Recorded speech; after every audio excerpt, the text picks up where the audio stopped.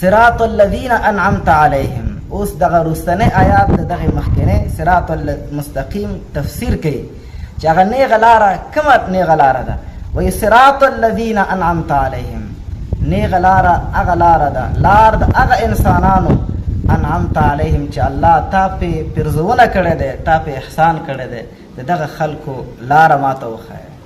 دې ته ویل کېږي منعم علیهم خلک، هغه خلک چې د الله احسان په کومو خلکو باندې شوي وي. نو الله ما د دغه خلکو په لاره باندې روان دي، دې ته منعم علیهم. سورت فاتحه چونکې دا وړوکی سورت دی، دلته خالي اجمالي دومره وویلې چې الله ما د هغه خلکو په لاره روان کې چې کوم خلکو باندې ستا احسان شوی. په سورت النساء 9 نمبر آیات کې بیا الله د دغه خلکو وضاحت کړی دی چې دا کوم خلک دي چې الله په دوی باندې احسان کړی دی.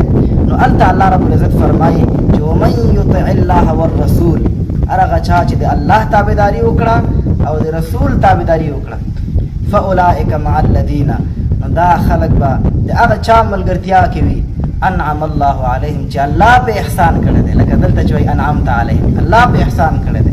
هغه څوک دي؟